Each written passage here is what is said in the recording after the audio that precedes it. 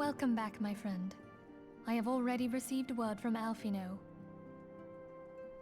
To think that Flame Marshal Huayu was the Garlean agent. I know not what to say.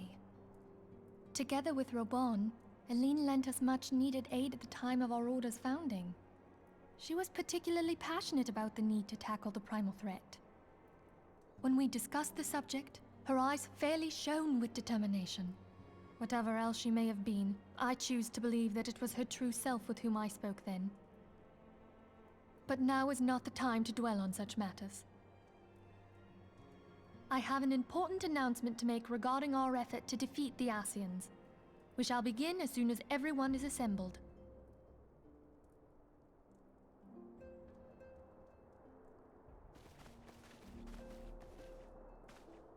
My thanks for coming, friends. Moonbreeder, the floor is yours. By now, I'm sure you're all familiar with white auracite, the miraculous material that'll allow us to capture Ascian souls. Back at Snowcloak, we verified its ability to absorb vast amounts of ether. Alas, it leaves something to be desired in the area of stability. The stone can only store ether for a short while before expelling its contents. In addition to auracite's inherent limitations, we must needs be wary of our enemy's strength. Our foe draweth upon an infinite wellspring of power. Even should we succeed in entrapping him, the stone will not long contain his wrath. Meaning that, if we want to kill the swine, we'll have to be quick about it. 'Tis our belief that an Ascian soul may be permanently undone, if smitten by a sufficiently concentrated burst of pure ether. The only trouble is, we can't say for sure how concentrated the burst needs to be. Without knowing how much ether an Ascian soul is composed of, we're basically guessing. Our sole clue lieth in thy struggle with La Habrea. During that encounter, Heidelin bid you forge what she called a Blade of Light, a weapon which took the form of a luminous stream of energy. Based on your description, we believe the blade with which you vanquished your foe was composed of ether. Admittedly, your victory proved ephemeral, as La Habrea was able to use a crystal of darkness to flee into the space that lies between our world and the void.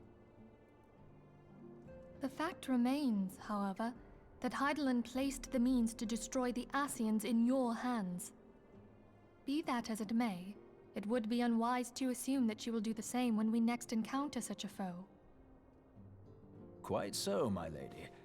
We must needs find the means to forge our own blade of ether, one to equal that which Heidelin did benevolently bestow upon her champion. That is all well and good, but it seems to me that producing such a blade will require a prodigious quantity of ether. Whence will it come, pray tell? Oh, what if we had two pieces of white auracite? One to trap the Ascian, and the other to store the ether for the blade. Oh, nice try. But it's as I said, the stone won't hold ether for any length of time. We'd still need to collect the stuff there and then, sorry to say. And therein lies the rub. Finding a way to create the blade whenever and wherever we choose. 'Twould seem more research is in order. I'm going to linger a while, perform a few more tests on the auracite. And I could do with some help. Urianger, why don't you lend me a hand? Mine apologies, but I am required at the Waking Sands. Lady Minfilia hath given me sole charge of the premises. 'Twould be unseemly to leave them unattended. Sole charge, you say? So you're basically alone there, then? Well, that settles it. I'll just have to come to you.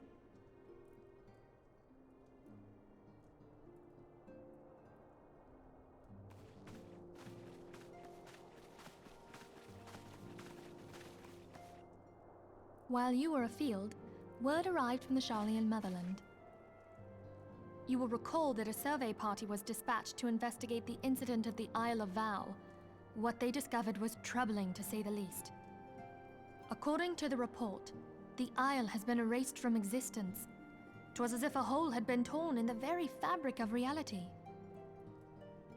Aye, yet the mystery endeth not with the Isle's disappearance. It hath come to light that a number of scholars in various other locales were reported missing at a similar juncture. What's more, they all had something in common with the head of the students of Baldessian. Every last one of them was researching a phenomenon called dimensional compression, or the rejoining as the ancient texts call it. I'll be damned if that's a coincidence. All indications suggest Ascian involvement, but I sense that a force greater still is at work. The entity the Dark Beings call the One True God. We must pray that my dear friend Kryl regains consciousness soon. If she bore witness to the Isle of Val's final moments, she may be able to shed some light on this mystery.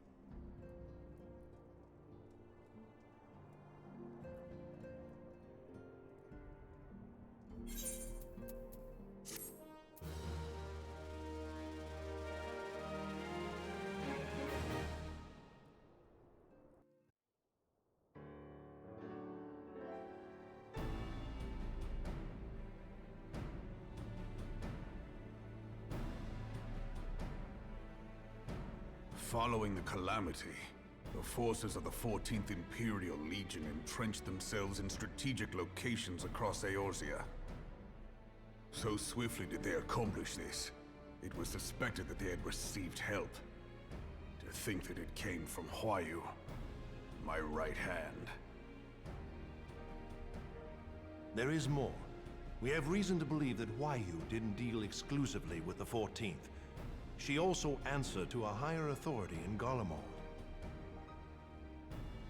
But this higher authority could not have been the Emperor. By consenting to the media project, Solus Zos Galvus showed himself to be more concerned about preventing the spread of primal influence than claiming Eorzea for the Empire.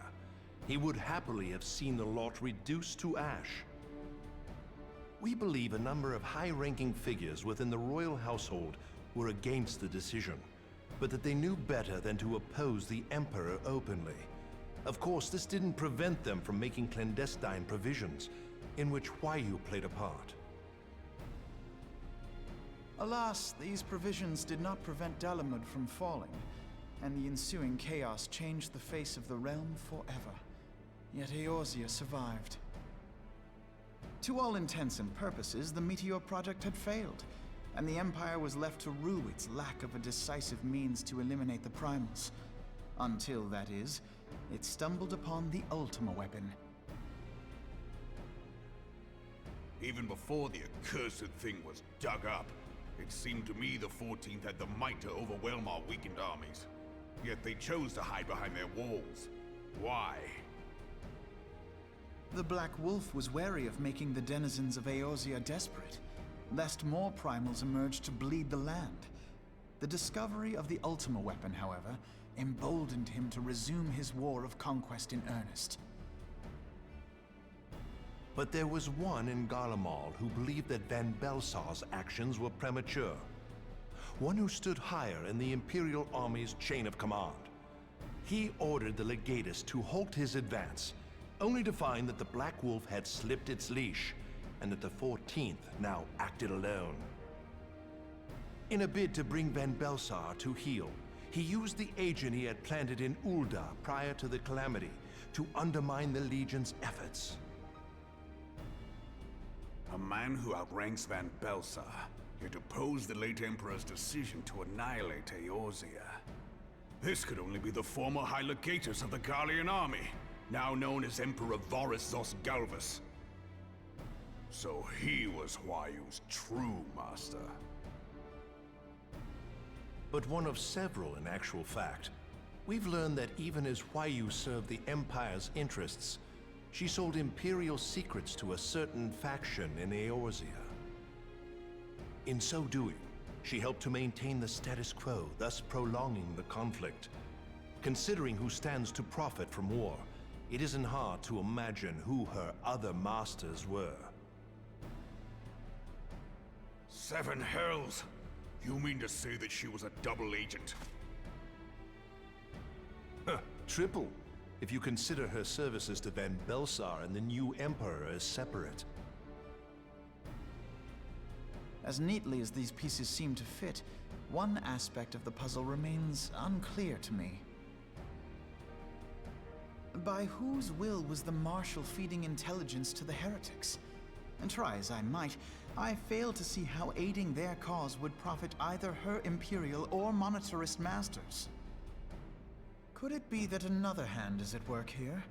If so, Huayu must be made to reveal whose it is.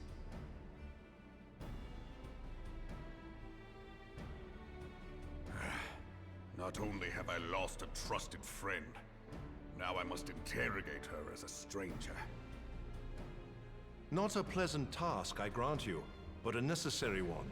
Unless we weed out the ivy, root, stalk, and stem, it will simply grow back. I know that full well. Those closest to Huayu have already been detained, and I will question them alongside her. General, pray keep in mind that there may be unwitting abettors among them. All will be treated fairly. On that you have my word. Those who are innocent have no cause to fear. You have ever been a friend of truth, General. I hope the unpleasant task of weeding out falsehood will not detain you too long. Though it be for the sake of Eorzea, doubting one's comrades is poison to the soul. And with that, I take my leave.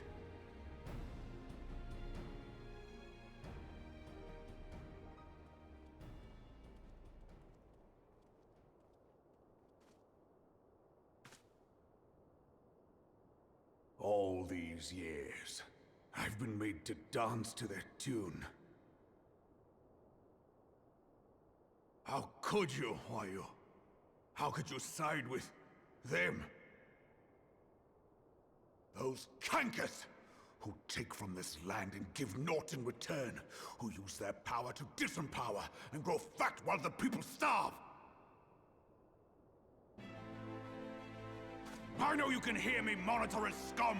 Your crimes will not go unpunished! One day I will purge this land of your sickness! Before the eyes of the 12, I swear it! Ah!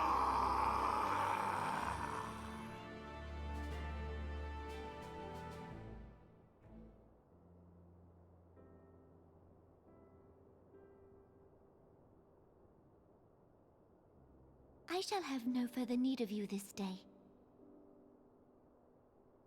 Your Grace.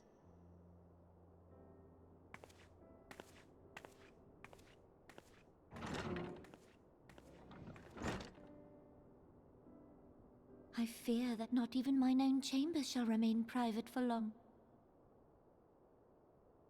Has the situation grown so grim?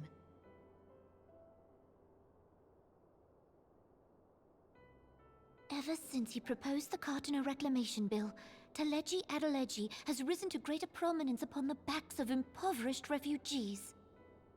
The monetarists were ever united in their pursuit of profit, but the man's actions have torn a rift in their ranks. They snap at each other as rabid dogs. Yet now is not the time to be bickering among ourselves. If this bickering is a threat to law and order, might you not have grounds to dissolve the Syndicate? Would that the solution were so simple, Admiral. Alas, my moving to dissolve the Syndicate is certain to spark outrage among the influential merchant class, whom the Cabal represents. This would serve to exacerbate the current unrest, and peace would slip still further away. Be they rich or poor, natives or refugees, all who reside in Ul'dah have a right to pursue happiness. It is the duty of a ruler to protect this right. If I am to perform my duty, I must needs tread warily. It would not do to make enemies heedlessly. Were Lord Lolorito here, He would doubtless say that I have my head in the clouds. A ruler is required to take a wide view. Try as we might to cater to all needs, some will inevitably be overlooked. As such, there shall ever be citizens who feel aggrieved. It cannot be helped. But as you have informed us, the monetarists take no view but their own. They hunger for power while the masses starve. In the absence of a common cause, it seems beyond any one individual to make Uldar whole. And the presence of a Garlean agent within the Immortal Flames only makes matters worse. Even accounting for Uldar's historic reliance upon mercenaries, such a grievous breach of security is unprecedented. I fear this business will provide the monetarists with a rod to beat Rauban.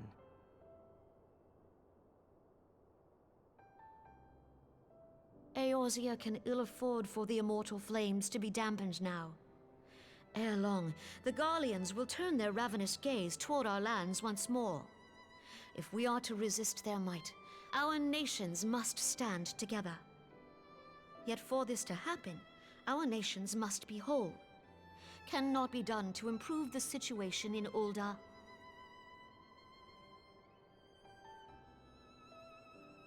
The true wealth of Uldar lies in the health, happiness, and hopes of her citizens. Alas, the citizens shall never know these things, so long as their lives are ruled by the ambitions of the few. The monetarists claim to represent the best interests of the people, but in sooth they desire only to manipulate them for their own selfish ends. For the government to serve the people, it must be formed of the people. For Uldar to move forward, it is not only the Syndicate that must be dissolved. Nay, you jest.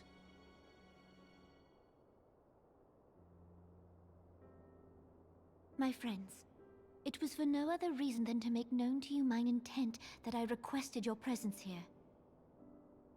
When I make my declaration to the people, chaos shall inevitably ensue.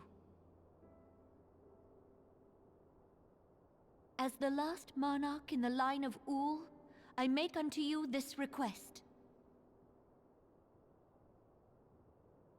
Help Rauban to preserve order and protect the people. Forsake them, and you forsake yourselves. For a strong Eorzea will ever have need of a strong Uldar.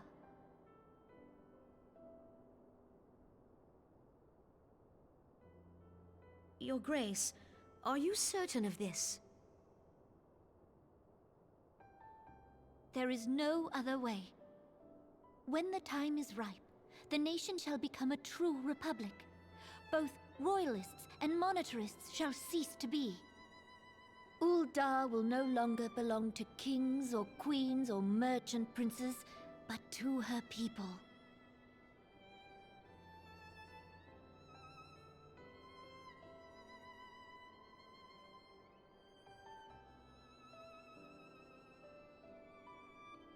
Rauban, forgive me for casting aside all that you have toiled for in my name. Beyond this gesture, I am powerless to help my subjects.